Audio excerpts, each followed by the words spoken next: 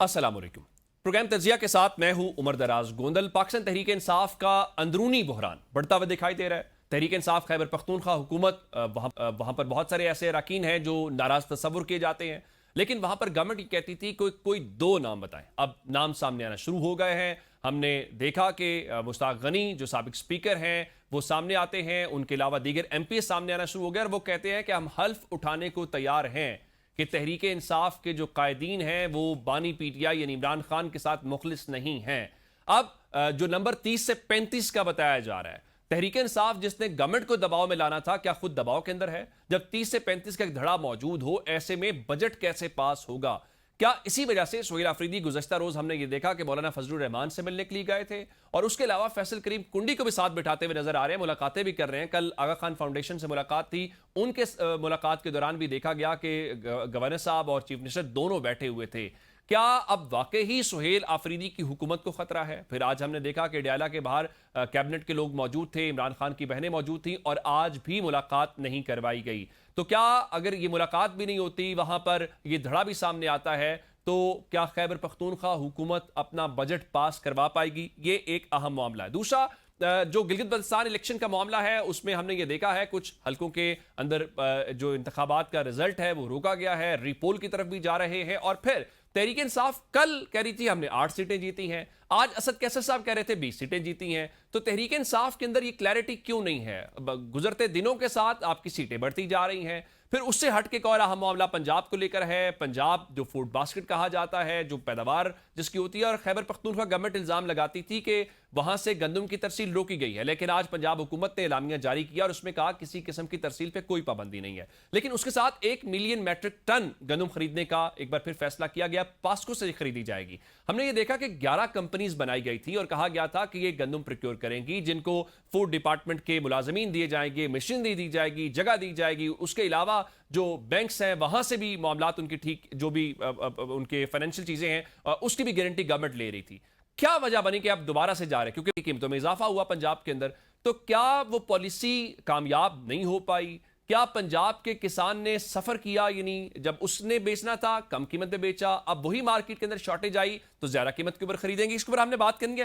पहले हिस्से में सियासी मामलात के ऊपर गुफ्तगू के 3 मौजूद मेहमानों का तारुफ करवा देता हूं। हमें पाकिस्तान तहरीक इंसाफ से सेनेटर हुमायूं मोहम्मद साहब ने ज्वाइन किया। मोहम्मद साहब, आपके वक्त का बहुत शुक्रिया।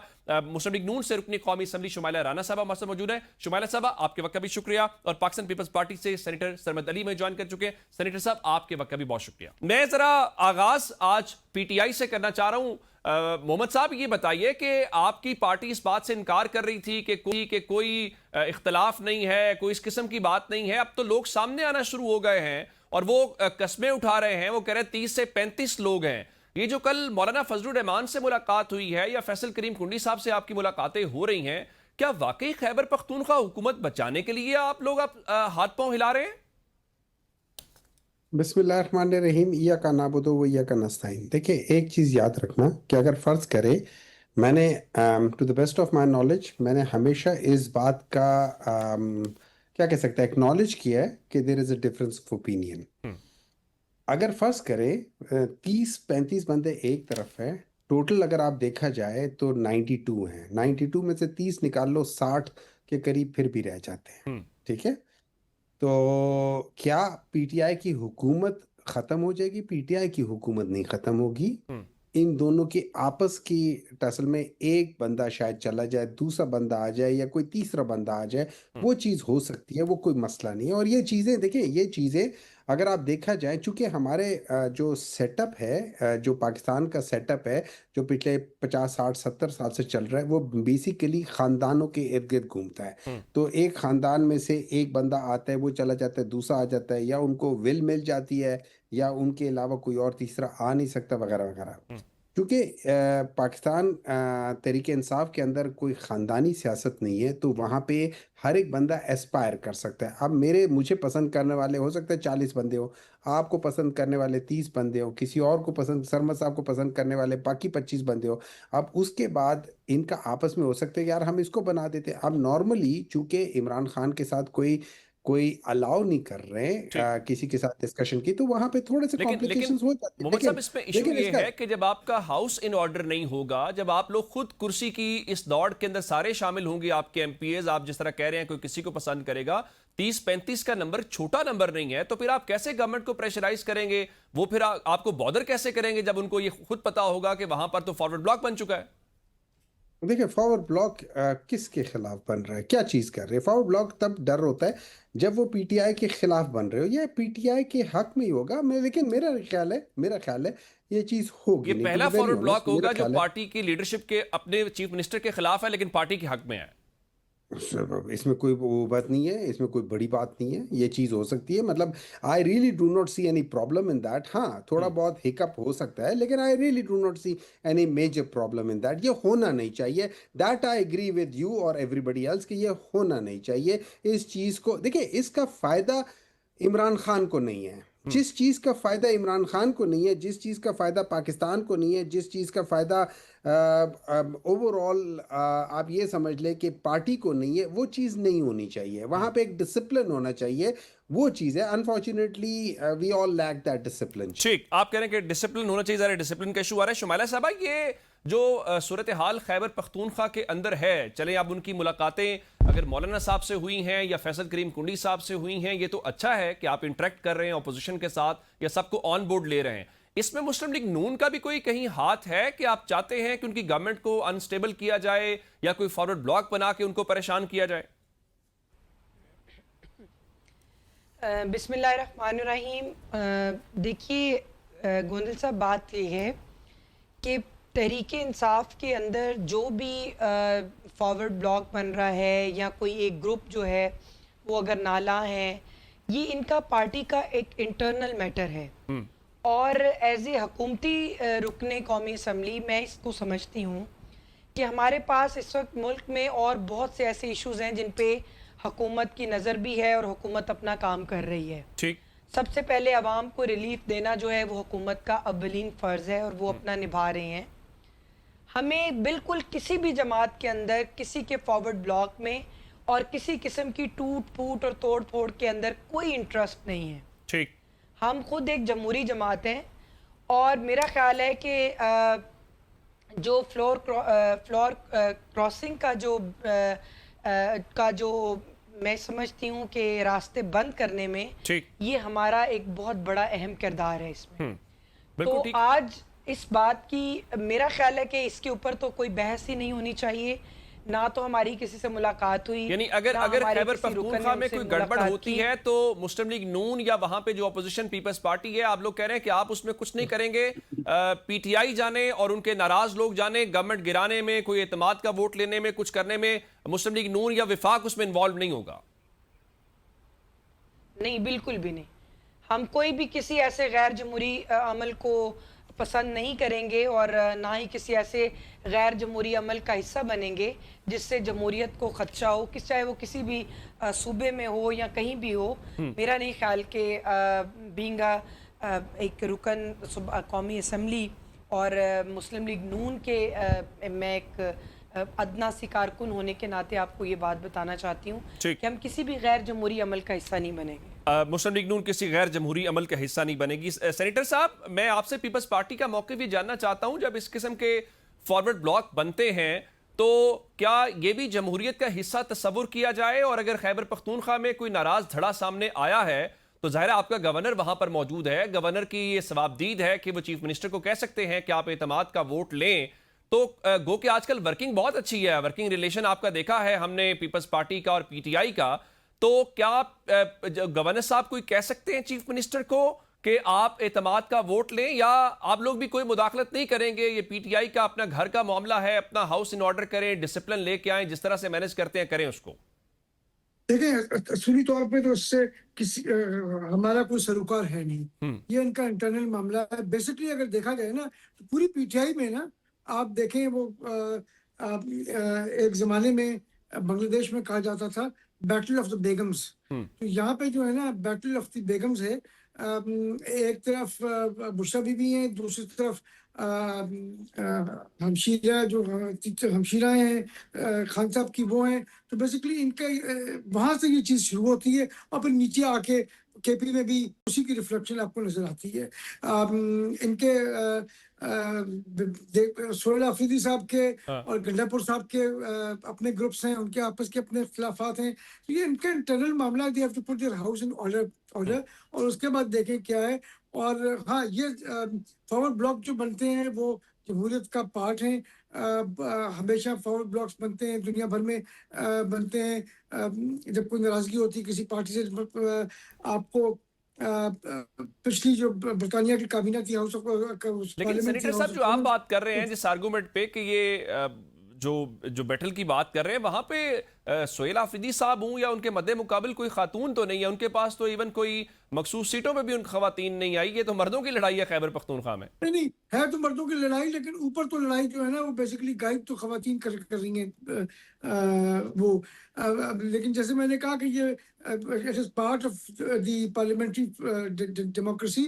बरतानिया की अगर आप मिसाल ले लें, जिसको मदर ऑफ पार्लियामेंट कहते हैं, पार्लियामेंट्स कहते हैं हाउस ऑफ कॉमन्स को, वहाँ पे पिछली जो पार्लियामेंट थी उसके अंदर लेबर पार्टी का एक फॉरवर्ड ब्लॉक बन गया था, जिसके अंदर जेरेमी कॉर्बिन और साबिक सरबराह थे लेबर पार्टी के और ज़ारा सुल्ताना और इस किस्म के लोग जो थे, उन्होंने फॉरवर्ड ब्लॉक बना लिया था। तो ये फॉरवर्ड ब्लॉक्स तो ठीक है, बनते रहते हैं। आप उसको कहते हैं कि ये डेमोक्रेटिक प्रोसेस का एक पार्ट है। जरा आगे आगे का हिस्सा, there is nothing wrong with it। ठीक। आगे चीज जो है कि ये इसको मैनेज किस तरीके से करते हैं वो इनका आपस का वो मामला है, उनका जिस इंटरनल तरीके मामला। से थोड़ा manage आगे बढ़ते हैं जरा। मोहम्मद साहब ये बताइए कि बैरिस्टर गौहर साहब प्रेस कॉन्फ्रेंस करते हैं, वो कहते हैं जी हमने 8 सीटें जीती हैं, वो मुबारकबाद भी देते हैं जीबी की आवाम को। आज असद कैसर साहब 20 सीटें जीतने का दावा कर देते हैं। यानी अगर तो खैबर पख्तूनख्वा की हद तक एमपीएस का डिसिप्लिन नहीं है, पीटीआई ये फैसला कर ले कि खैबर पख्तूनख्वा से हट के बाहर अगर जीबी में आप गए हैं तो जीबी में कितनी सीटें जीती हैं, अब 8 पे कायम रहना है या 20 पे कायम रहना है? अच्छा, थोड़ा सा एक कमेंट जी। जी। अभी गोंदल साहब, अभी हम सुन रहे थे कि हमारी बहन कह रही थी कि जी पीपल्स पार्टी के अंदर ये मसला है और ये सारे। मैं आपको एक बता देता हूँ। आपको पता है इस वक्त जो हमजा शहबाज है पंजाब में, उसको किसी तरीके से उसको बंद किया हुआ है। मतलब he can not have any appearance at any level in the government. ये डिफरेंसेस हर जगह पे होते हैं, खानदान के अंदर भी होते हैं, ये पॉलिटिकल पार्टी के अंदर भी होते हैं। इनके दो वरना हमजा शहबाज कोई छोटी चीज़ तो नहीं है, वो उससे अच्छा खासा उसने सूबे में बड़ा काम किया हुआ है। लेकिन इस वक्त Maryam Nawaz would not like to see his face कि वो पंजाब में किसी जगह पे वो या उनके साथ वाले लोग किसी जगह पे भी आ जाए। नहीं, एक वैसे चीज़। मुलाकातें कर रहे हैं हमजा शहबाज शरीफ साहब लाहौर में, बहुत सारे पॉलिटिशियन से वो मिलते हैं, छोटे मोटे सहाफियों से मिलते हैं। छोटे ठीक है। आपको फ्रंट में उनका कुछ चीज नजर नहीं आ रहा, छुप छुप जरा वो घर के अंदर बंद तो नहीं होंगे, नजर बंद तो नहीं होंगे, वो मुलाकातें हो रही होंगी, लेकिन आपको मीडिया से बिल्कुल गायब है। नंबर 2, इन्होंने कहा है कि हम लोग फ्लोर क्रॉसिंग को कभी नहीं करते। जो 26वीं तरामीम और 27वीं तरामीम थी, वो ना सिर्फ फ्लोर क्रॉसिंग हुई थी, बल्कि उनको इन लोगों ने पार्लियामेंट के अंदर सपोर्ट किया था। यहाँ तक कि जो हमारे एक सेनेटर थे, जब उन्होंने हमने इस्तीफा उनका दिया तो रास्ता रोका हमारे था। Allow me please, allow me जी। जो हमारे चेयरमैन ऑफ द सेनेट है, उन्होंने उनको कहा कि आप, जब उन्होंने इस्तीफा दिया तो सैफुल आबड़ो की चेयरमैन बात कर रहे हैं आप? बिल्कुल जी, मैं नाम नहीं लेना चाहता था, लेकिन उन्होंने जब इस्तीफा दिया तो चेयरमैन ऑफ द सेनेट ने कहा था हम आपको दोबारा ले आएंगे।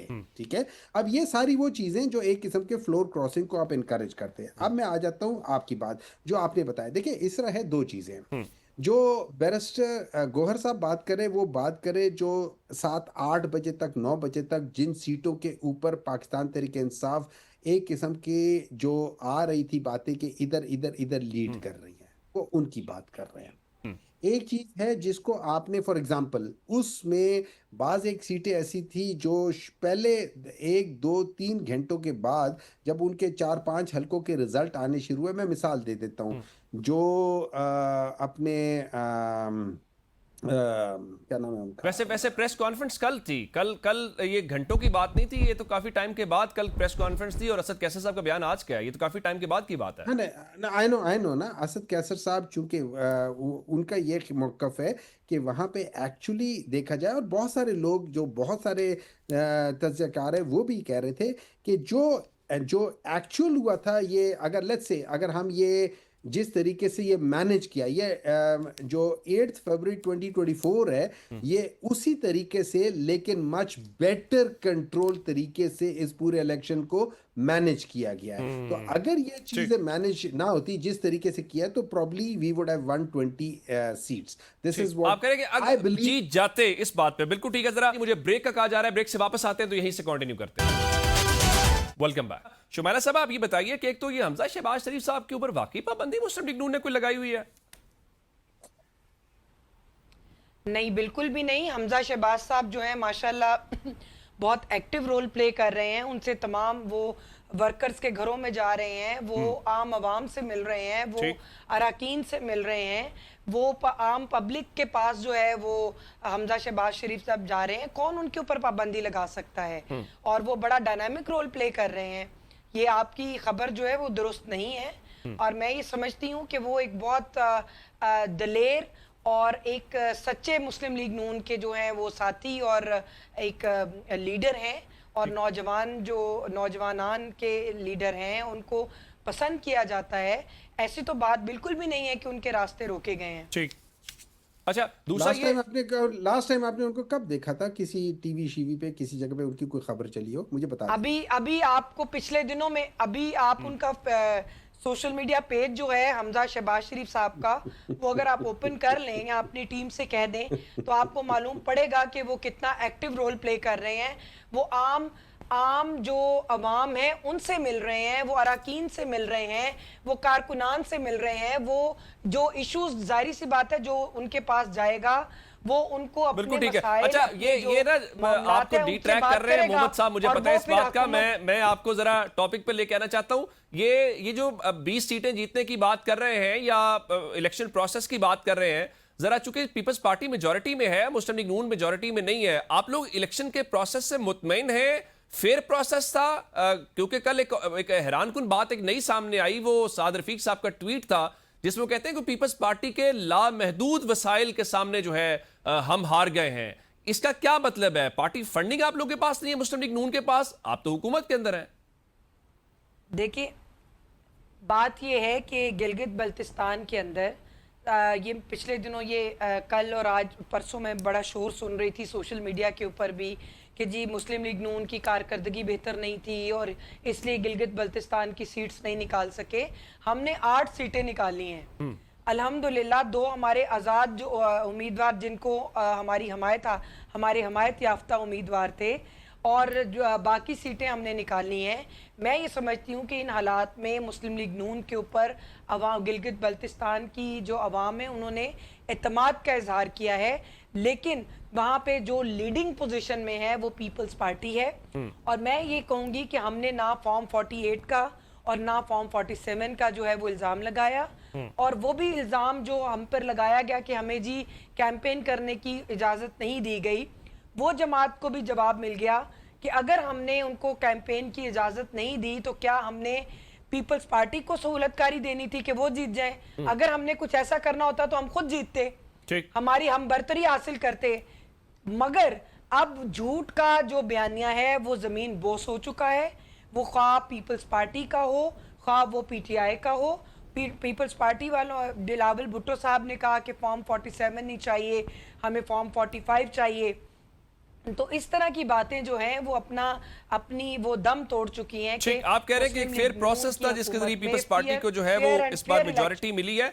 जरा सरमद साहब आप ये बताइए कि आप फेयर इलेक्शन हुआ और इलेक्शन कमीशन जो है, अच्छा आप फेयर उसमें करिए। इलेक्शन कमीशन जो है वो इसके इलेक्शन कमीशन जो है वो एक फेयर इलेक्शन मुनक्किद कराने में कामयाब। बिल्कुल ठीक है, फेयर इलेक्शन। अच्छा सरमद साहब ये कहिए कि पीपल्स पार्टी बहुत ज्यादा तहफुजात का इजहार कर रही थी इलेक्शन से पहले भी, पोलिंग डे के ऊपर भी। पीपल्स पार्टी कल शैला रजा साहबा में सब मौजूद थी, वो तो कह रही थी हमारी सीटें कम की गई हैं, तो पीपल्स पार्टी का क्या मौकिफ है कि इलेक्शन प्रोसेस फेयर था, जिसका जो राइट बनता था वो उसको ड्यू राइट मिला है, यानी जो पीटीआई का था वॉल्यूम वही उसके हिसाब से सीटें मिली हैं, पीपल्स पार्टी को और मुस्लिम लीग नून को भी उसका शेयर मिला है?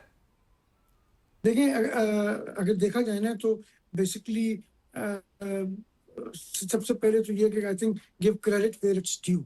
जिस तरीके से बिलावल भुट्टो साहब ने और आसफा बीबी ने जिस तरीके से कैंपेन चलाई गिलगित बल्तिस्तान में, उसमें we need to give them credit. उन्होंने दोनों ने हर जगह, कोई जगह ऐसी नहीं थी जहां वो दोनों नहीं गए। उन्होंने हर हलके में गए, हर हलके में जाके उन्होंने पार्टी के लिए वोट मांगे। हमारी तवक्कुआत थी कि हम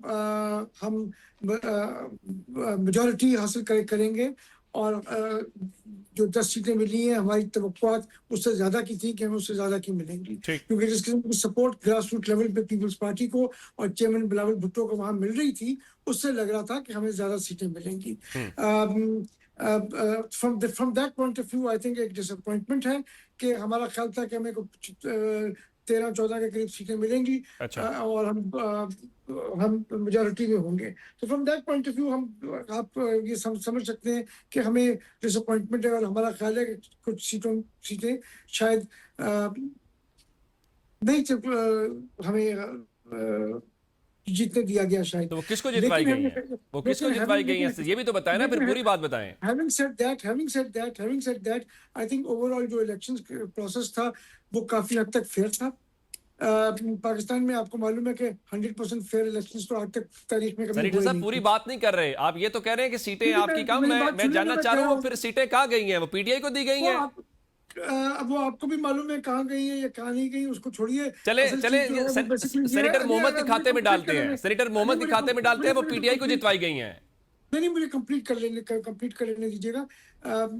तो अगर हम देखें तो basically bye and large reasonably fair process था। उसके अंदर जिसको सबसे ज्यादा हमायत हासिल थी उसको सबसे ज्यादा सीटें मिली हैं। और मेरे ख्याल में इसमें हमें देखना ये चाहिए कि हबीब अकरम साहब एक जर्नलिस्ट हैं और एक एनालिस्ट हैं। उन्होंने वो गिलगित बल्तिस्तान आए, एक हलके में गए और उन्होंने फिर अपना सर्वे जो किया, उसके बाद उन्होंने अपने राय लोगों को दी कि जी मेरे हिसाब से ये है। और उन्होंने बहुत क्लियरली कहा कि जी पीपल्स पार्टी के अलावा कुछ नजर ही नहीं आ रहा। बिल्कुल ठीक। आप कह रहे हैं कि जो ग्राउंड पे था वही पोलिंग। उन्होंने ये भी कहा कि पीटीआई को तो नामो निशान ही कहीं नजर बिल्कुल नहीं ठीक है। जरा मोहम्मद साहब ये बताइए कि बहुत प्रो पीटीआई जर्नलिस्ट हैं। बिल्कुल ठीक है। मोहम्मद साहब आप ये बताइए कि खबरें आ रही हैं कि कुछ काबीना के अंदर तब्दीली होने जा रही है, कुछ वुज़रा जो हैं शायद उस तरह से डिलीवर नहीं कर पाए, इसका क्या मतलब समझा जाए? मुस्लिम लीग नून और पीपल्स पार्टी तो ये कहकर आए थे कि इमरान खान और पीटीआई जो हैं वो डिलीवर नहीं कर रहे, तो हम अपनी सियासत को कुर्बान करेंगे, रियासत को बचाएंगे, जिसके लिए उन्हें पॉलिटिकली प्राइस पे करनी पड़ी है, जो वो बार बार उनके रहनुमा कहते भी हैं। तो अब जब इस किस्म का रद्दोबदल होता है तो उसका क्या मतलब लिया जाएगा कि क्या वाकई ही तवक्कुआत के ऊपर मिनिस्टर्स पूरा नहीं उतरे जिसकी वजह से सिस्टम में मायूसी है? देखिए, मैं आपको एक चीज़ बता देता हूँ। रफली जब आप एक कॉन्सेप्ट समझ लें, जब मैं अच्छा काम करूँगा तो मेरा घर या मेरा मुल्क या मेरी कंपनी प्रोग्रेस करेगी। प्रोग्रेस में क्या होता है, या आपके प्रोग्रेस का एंड रिजल्ट क्या होता है? गवर्नमेंट चलाने का एंड रिजल्ट है आपने पॉवर्टी एलिवेशन करनी है, लोगों को गुर्बत से बाहर निकालना है। नंबर 2, आपने जॉब क्रिएशन करनी है ताकि लोगों को रोजगार मिले। नंबर 3, आपने रेवेन्यू जनरेट करना है एक्सपोर्ट से कि जिससे आपको ट्रू पैसे मिले, और आपने इनडायरेक्ट टैक्सेस को कम करने और ये सारी चीज़ें करनी, और आपका जो फिस्कल डेफिसिट है उसको कम करना है। फिस्कल डेफिसिट मींस आपके खर्चे और आपकी आमदनी को आपने बैलेंस आउट करना है। ये बेसिक होती है। अब अगर हम इनमें से ले एक एक चीज को, मुझे बात बताएं, क्या गुर्बत कम हुई है, ज्यादा हुई है? ज्यादा हुई है, दुगनी हो गई है पिछले 4 साल में। ये 5वां बजट है तो ये हुकूमत दे रही है, 5वां बजट है। किसी प्राइम मिनिस्टर ने 5 बजट नहीं दिए, ये पहला प्राइम मिनिस्टर जो 5 बजट दिए। और आज भी जो इन लोगों ने अपना हदफ दिया था कि हम 4.2 जीडीपी को करेंगे, उसको ये डाउन साइज कर रहे हैं। नंबर 2, इनके क्या जो जॉबलेसनेस है या जो वो चीजें क्या वो कम ज्यादा हुई है? वो बेरोजगारी ज्यादा हो गई। अच्छा, उसमें बेरोजगारी में एक बड़ी बात यह है, जो पढ़ा लिखा तबका है वो ज्यादा बेरोजगार है। जो मास्टर्स है उसकी तनख्वाह, अगर वो किसी जगह पे काम कर रहा है, उसको 26-30-35 हजार में उसको तनख्वाह मिल रही है, जबकि एक ड्राइवर है उसको 40-45-50 हजार की तनख्वाह मिल रही है। ठीक। तो यहाँ पे जो पढ़ा लिखा तबका है, चूंकि इन लोगों को खुद पढ़ाई से कोई ताल्लुक नहीं है, तो इन लोगों ने पढ़े लिखे तबके को तबाह कर दिया। नंबर तीसरी चीज, जो फिस्कल जो जो आपके जो रेवेन्यूज हैं, आप उनको करके देख लें। आपका पिछले मेरे ख्याल में 1970 से कम, उस जमाने में जितना यहाँ पे डायरेक्ट इन्वेस्टमेंट होती थी उससे कम इन्वेस्टमेंट आ गई है। आपके जो पिछले 4 सालों में आपकी जो प्रोडक्शन है 22 बड़ी कंपनीज की, उनकी 10 साल पहले जो उनकी प्रोडक्शन होती है उससे कम हो गई है। तो जब हम इन सारी चीजों को सामने देखें तो ये मुल्क तबाही की तरफ जा रहा है। अच्छा, उसकी आप कह रहे हैं बेसिक कि जो इंडिकेटर्स हैं वो कम से कम गवर्नमेंट के हक के अंदर नहीं है। शुमाइला साहब, की क्या वजह है? एक आखिरी चीज, जी, एक आखिरी सेंटेंस, और उसकी बेसिक वजह यह है कि इस वक्त पाकिस्तान बड़ी तेजी से तबाही में जा रहा है कि 1985 से लेके 2018 तक जो दो पॉलिटिकल पार्टीज यके बाद दिगरे आती थी, आज वो एक साथ बैठी हुई हैं। तो पाकिस्तान की पहले तबाही अगर वो 10% के स्पीड से चल रही थी, तो आज उसके डबल स्पीड से चल रही है। आप कह रहे हैं कि क्योंकि उसकी दोनों स्पीड बढ़ गई है। जरा इसको डिस्कशन को आगे बढ़ा लेते हैं, जरा ब्रेक लिए कहा जा रहा है जी।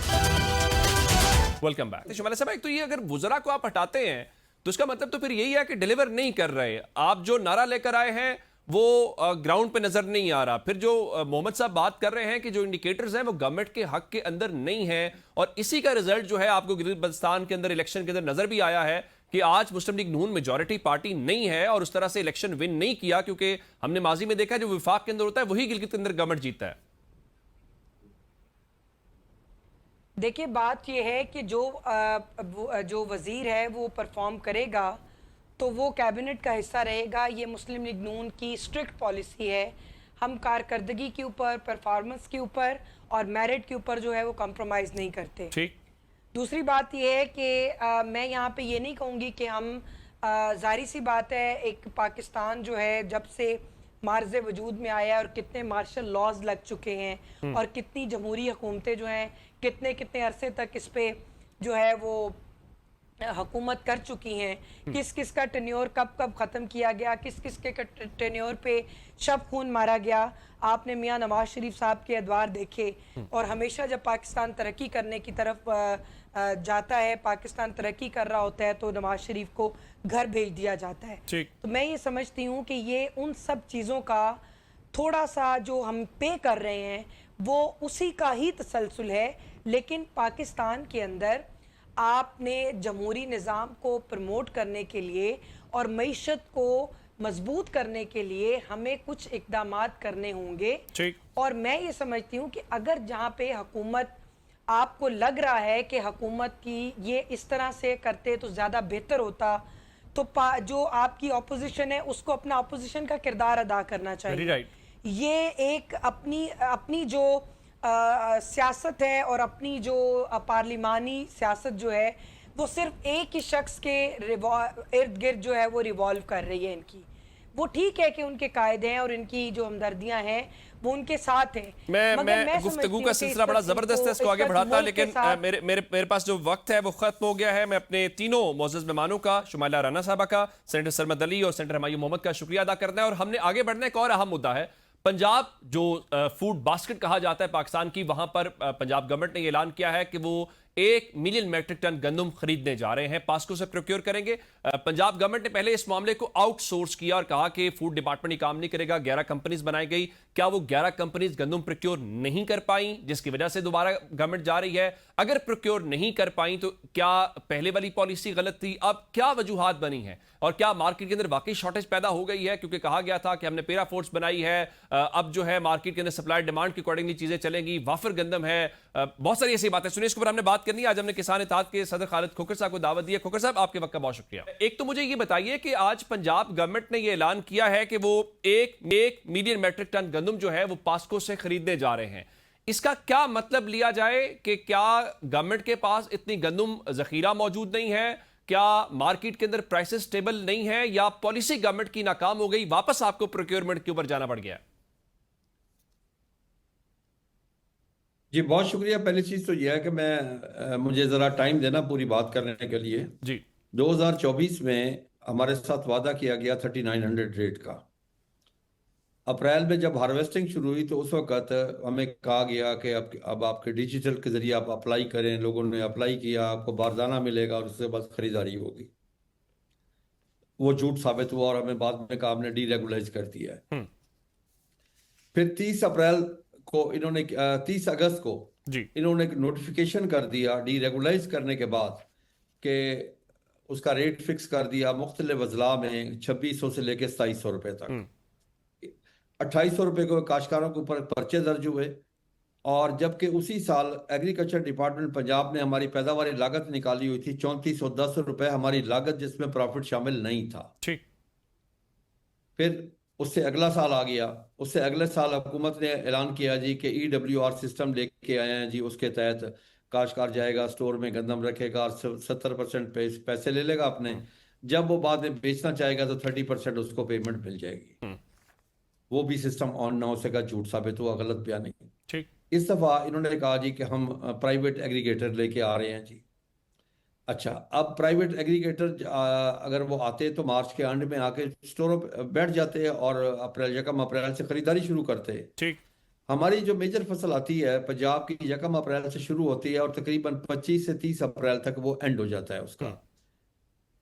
हमने जनूबी पंजाब ने 80% हमने अपनी गंदम बेची 2800 से लेके 3200 रुपए तक। कोई एग्रीगेटर ना आया और ना ही हुकूमत और ने सरकारी मांगा। रेट 3500 था। हमें 160 अरब रुपए का नुकस 3500 था।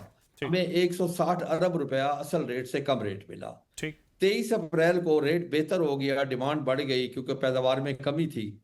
डिमांड बढ़ गई तो रेट चला गया 3500 से 3550 रुपया। फौरी तौर पे हुकूमत के कारिंदे, मैं कारिंदे नहीं कहूँगा, मैं तो बदमाश कहूँगा, अच्छा। फूड डिपार्टमेंट के, वो आ गए। उन्होंने ऐलानात मंडे कोई 3500 से ऊपर खरीद ना करे। अब मैं कानूनी पोजीशन आपको बताऊं, मिनिमम सपोर्ट प्राइस जब हुकूमत अनाउंस करती है उसका मकसद ये होता है कि ये मिनिमम है। अगर इससे रेट कम होगा हुकूमत इंटरवीन करेगी, खरीदारी करेगी। अगर इससे ऊपर रेट चला जाएगा तो फिर मार्केट रेट पे छोड़ दिया जाएगा। ये कानून के मुताबिक मैं बात कर रहा हूँ जी। एक, अगर डीरेगुलाइज करते हैं तो IMF का जो इनके ऊपर प्रेशर था, डीरेगुलाइज से मुराद ये है कि हुकूमत बिल्कुल इंटरवीन नहीं करेगी। उसको मार्केट ना पे छोड़ दिया बंदी जाए। होगी, ना सुबह बंदी होगी और ना आटे का रेट तय होगा, ना रोटी का रेट तय हो जाएगा। यानी कि हर लिहाज से हमारे साथ गलत बयानी की गई। इसी तरीके से गन्ने में भी हमारे साथ यही हो रहा है जी। अच्छा खोकर साहब, ये तो गंदम के हवाले से तूफान आपको बता बिल्कुल रहा हूं, ठीक है। तूफान मैं में जरा बता रहा हूं मैं आपको जरा काश्तकारों गंदम के वाला साथ। इशू जरा पहले आपसे समझना इसलिए चाह रहे हैं कि फिर ये जो 11 कंपनीज हैं जी। मैं दोनों अब अगर मेरी अर्ज सुने, 11 कंपनीज जब 30 अप्रैल तक वो उन्होंने खरीदारी नहीं की तो गंदम तो चली गई उस वक्त। अच्छा, जब गंदम चली गई मुख्तलिफ लोगों ने गंदम खरीदी, इन्वेस्टर भी आ गए, उन्होंने भी गंदम खरीदी। कुछ काश्तकारों ने अपने पास रखी, मोस्टली काश्तकारों ने वो गंदम बेच दी। जी जी मेरी आवाज आ रही जी? आ रही आपको सुन रहे हैं। अच्छा, मोस्टली काश्तकारों ने वो गंदम बेच दी। कुछ कुछ ने रख ली। उसके बाद जब हुकूमत को होश के नाखन लिए कि हमारे पास तो गंदम नहीं है, अब गंदम की शॉर्टेज है, 3 मिलियन टन गंदम शॉर्ट है, हमें बाहर से खरीदनी पड़ेगी। अब हुकूमत ने उसके बाद चार दीवारी का तकद्दुस पामाल किया। मुख्तलिफ लोगों ने जिन्होंने घरों में रखी हुई थी उनसे ज़बरदस्ती उठाना शुरू कर दी, यानी कि FIR भी शुरू कर दी। यानी कि एक बिल्कुल लाकानूनियत का माहौल है इस वक्त। यानी कि काश्तकार को तहफ़्फ़ुज़ नहीं दिया जा रहा। मैं खोकर साहब सिर्फ अब मैं जानना इसके आपसे ये आपको चाहता हूं, ये नुकसानात भी सारा बताता मुद्दा चलूं। क्यों है जिसको आप मिस मैनेजमेंट कह रहे हैं? ये पॉलिसी इंप्लीमेंट ठीक से नहीं हुई जो आपने 11 कंपनीज लेकर आए हैं, या मार्केट के अंदर गंदम कम पैदा हुई है और वो कम पैदा होने की वजह से चूंकि ये सारे का सारा बहरान है? नहीं, शुरू में नहीं, फूड डिपार्टमेंट की नाहली नालायकी कि उन्होंने टाइम पे खरीदारी शुरू नहीं की। उस वक्त गंदम सिंध भी चली गई, बलोचिस्तान भी चली गई, KPK भी चली गई। वहां लोगों ने गंदम वहां भी स्टोर हुई, पंजाब में लोगों ने गंदम स्टोर की। सर मुझे आप एक चीज बताएं, ये तनख्वाहें किस बात की लेते हैं? ठंडी गाड़ियां इनके पास है, ठंडे कमरे इनके पास है। अच्छा, ये बैंकों से उनकी डील क्यों नहीं करवा सके, क्यों नहीं हो सकी, मामला तय क्यों नहीं हो सके, बर वक्त खरीदारी का टाइम मुकर्रर जो था उस पे खरीदारी इन्होंने क्यों नहीं करवाई, जो टाइम है खरीदारी का। हमेशा जब पहले फूड डिपार्टमेंट या पास्को परचेज करता था वो मार्च एंड में आके चूना चूना करके वहां पे बैठ जाते थे ठीक। और 1 अप्रैल से बारदाना देना शुरू करते थे। इन्होंने तो वो काम किया ही नहीं। अच्छा, आखिरी फार्मर को तो आखिरी आखिर में बारदाना ये दिए। बताइए खोकर साहब के अब आने वाले दिनों का फिर मंजरनामा क्या है? मार्केट के अंदर आटे की कीमतों में हम देख रहे हैं कि उसमें इजाफा हो रहा है। गवर्नमेंट यही कह रही है कि हम स्टेबल करना चाहते हैं। जब आप 1 मिलियन टन लेकिन लेने जा पहले रहे हैं चीज- पास्को पहले से, चीज- आने वाले दिनों के अंदर मार्केट पहले- के अंदर कीमतें बढ़ेगी, स्टेबल हो जाएंगी? पहले चीज है, इस पे एक कमीशन बनना चाहिए, इसकी अच्छा। इंक्वायरी होनी चाहिए कि कौन कौन जिम्मेदार है, उनके खिलाफ कार्रवाई होनी चाहिए। और मैं आने वाले तूफान के बारे में आपको बता रहा था कि इन्होंने गन्ने को डीरेगुलाइज किया, लेकिन उसके बाद अब ये कंट्रोल करके बैठे हुए हैं। अगले साल 25% गन्ना ज्यादा काश्त हो गया है। आपके पास टोटल जो इस दफा चीनी थी वो सीजन एंड के 7.9 मिलियन टन थी। ठीक। आपकी टोटल कंजम्पशन है 6.6 मिलियन टन, 13 लाख टन आपके पास फालतू है। 25% अगर गन्ना अगला फिर काश्तकार का मौशी कत्ल तैयार है। ठीक। अगर ये चीनी एक्सपोर्ट नहीं करते तो ये शुगर मिलने वाले काश्तकार को पैसे नहीं देंगे। ठीक। वो बड़े तगड़े लोग हैं। बिल्कुल ठीक ठीक है ना जी। उसमें भी काश्तकार मरेगा, गंदम में भी काश्तकार मर गया। गंदम में पिछले 2 साल में 2200 अरब रुपए काश्तकार को असल रेट से कम मिला और इसका इंपैक्ट बाकी फसलों पे आया। अगर आलू का काश्तकार मरा है गंदम की वजह से, ये मैं आपको बता रहा हूं। मटर का, गाजर का, मूली का, ये तमाम काश्तकार जो मरे हैं जिनको उनकी कास्ट ऑफ प्रोडक्शन वापस नहीं, वजह मेन गंदम है। गंदम मेजर फसल है आपकी तमाम फसलों उसका इंजन उसका है। जो अगर ट्रिकल उसकी डाउन फसल इफेक्ट अच्छी है वो होगी, पूरी पैसे आएंगे। पूरी जो बाकी एग्रीकल्चर फसलों पे- मार्केट है उसके ऊपर आया है। खालिद खोकर साहब तो ये कह रहे हैं कि ना सिर्फ आगे खराबी है बल्कि जो कुछ पीछे हुआ है उस पर कमीशन बनना चाहिए। नाज़रीन, आपने गुफ्तगू खालिद खोकर साहब की सुनी, आपके वक्त का बहुत शुक्रिया। प्रोग्राम का वक्त खत्म हो गया, हमें इजाजत दीजिएगा। अपना बहुत सारा ख्याल रखिए, खुदा हाफिज।